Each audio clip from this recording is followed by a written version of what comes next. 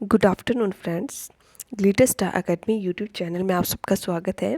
So friends, हम कर रहे हैं शब्द।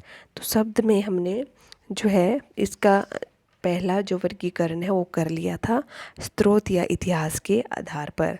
ठीक है, स्रोत या इतिहास के आधार पर जो शब्द है उसका वर्गीकरण किया था हमने, तत्सम, तद्भव, देशज, विदेशत।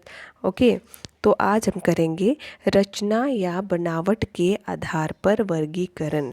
तो रचना या बनावट के आधार पर जो शब्द है वो कितने प्रकार के होते हैं? 3 प्रकार के होते हैं। रचना या बनावट के आधार पर शब्द जो है 3 प्रकार के होते हैं। पहला है रूढ़, दूसरा है यौगिक और तीसरा है योगरूढ़। ओके, तो सबसे पहले समझेंगे रूढ़ शब्द क्या होते हैं। जिन शब्दों के सार्थक खंड ना हो सकें और जो अन्य शब्दों के मेल से ना बने हों उन्हें रूढ़ शब्द कहते हैं।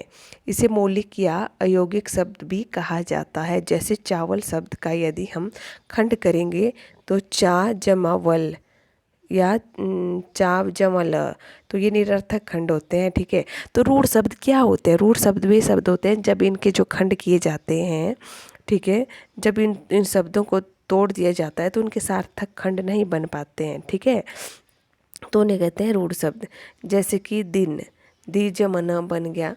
ठीक है, सार्थक खंड नहीं हो पा रहे हैं, इसका मतलब कोई अर्थ नहीं निकल रहा है जब इसके खंड कर देंगे।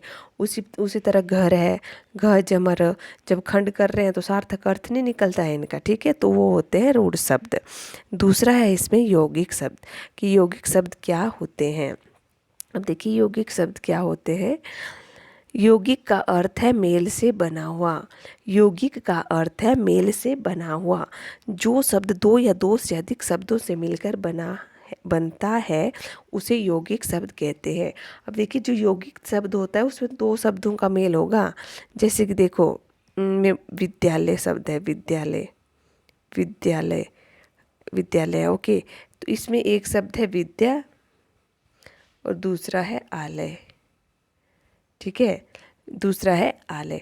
अब देखिए जब जो यौगिक शब्द होते हैं उसमें क्या होता है, यौगिक शब्दों में 2 या 2 से अधिक शब्दों के मेल से ये शब्द बने होते हैं, यौगिक शब्द कहलाते हैं। परंतु जब हम इसके खंड कर देते हैं ना, तो जो 2 यौगिक शब्द बनते हैं उनका भी कोई ना कोई सार्थक अर्थ होता ही है। ओके, तो ये हो गए यौगिक शब्द। देखिए यहाँ पर हम करेंगे विज्ञान, विज्ञान, वी जमा ज्ञान।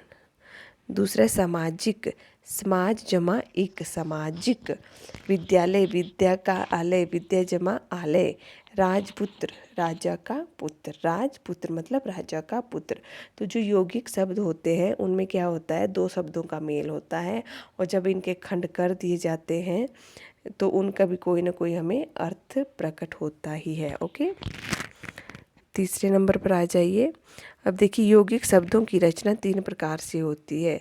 जो यौगिक शब्द होते हैं उनकी रचना 3 प्रकार से होती है, उपसर्ग से, प्रत्यय से और समास से। जो यौगिक शब्द हैं वो उपसर्ग से भी बनते हैं, प्रत्यय से भी बनते हैं और समास से भी बनते हैं। तीसरे नंबर पर है योगरूढ़ शब्द। वे शब्द जो यौगिक तो होते हैं परंतु जिनका अर्थ रूढ़ हो जाता है, मतलब जिनका कोई विशेष ही अर्थ निकल जाता है। होते तो वो भी यौगिक शब्दों की तरह है परंतु इनका अर्थ क्या है, विशेष निकल जाता है।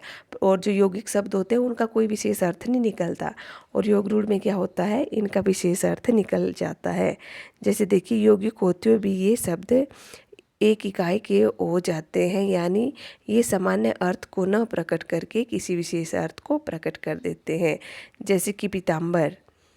ठीक है, पीताम्बर, पीताम्बर क्या हुआ, पीताम्बर किसे कहते हैं, पीला है अंबर जिसका, है ना। जैसे जलज, जलज किसे कहते हैं, जलज, जलज किसे कहते हैं, जलज कहते हैं कमल को, कमल के फूल को। ओके, लंबोदर, लंबोदर कहते हैं गणेश भगवान को। ओके, तो ये कोई विशेष अर्थ प्रकट कर रहे हैं। दशानन, दशानन किसे कहते हैं, रावण को कहते हैं। नीलकंठ शिव जी को कहते हैं। ओके, उसी तरह हनुमान जो है हनुमान को कहते हैं। चारपाई, जिसमें 4 पाइयाँ लगी हो, 4 पाए जिसमें लगे उसको चारपाई कहते हैं, जिसका विशेष अर्थ होता है। तो जो योगरूढ़ शब्द होता है वो किसी तीसरे ही विशेष अर्थ को बताता है। ओके, योगरूढ़ शब्द को। अब देखिए जो पीताम्बर है, पीताम्बर का सामान्य अर्थ है पीला वस्त्र, किंतु यह विशेष अर्थ श्री कृष्ण के लिए प्रयुक्त किया जाता है। पीताम्बर शब्द जो है श्री कृष्ण के लिए प्रयोग किया जाता है। इसी तरह जलज का सामान्य अर्थ जल से जन्मा हुआ या जल में जो उत्पन्न होता है, किंतु यह विशेष अर्थ केवल कमल के लिए प्रयुक्त होता है। जलजों के जल में जन्मे और किसी वस्तु को हम जलज नहीं कह सकते। इन्होंने ये विशेष तथ्य दिया है कि इस लाइन को छोड़ दो चलो, परंतु फिलहाल यही समझिए कि जो विशेष अर्थ जो होते तो यौगिक शब्द हैं, परंतु ये क्या करते हैं, किसी विशेष अर्थ को बताते हैं। अब यहाँ समझिए, बहुव्रीहि समास के सभी उदाहरण योगरूढ़ शब्द के उदाहरण होते हैं। अब मैंने बहुव्रीहि समास करवा दिया है, समास मैंने करवा दिए थे, ओके। उसमें बहुव्रीहि समास भी करवा दिया था। और बहुव्रीहि समास में भी क्या होता है, कोई विशेष अर्थ ही होता है, ठीक है, कोई विशेष अर्थ ही उसमें बनता है। तो बहुव्रीहि समास के जो सभी उदाहरण हैं वो योगरूढ़ के उदाहरण होंगे, ओके। तो हमने आज कर लिया रचना या बनावट के आधार पर शब्द कौन कौन से शब्द हैं, रूढ़, यौगिक, योगरूढ़, ओके।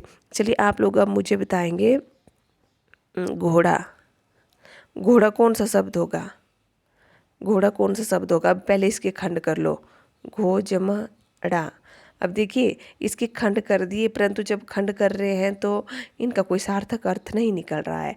इसलिए जब सार्थक अर्थ नहीं निकलता वहाँ पर कौन से शब्द होते हैं, रूढ़ शब्द होते हैं, ओके।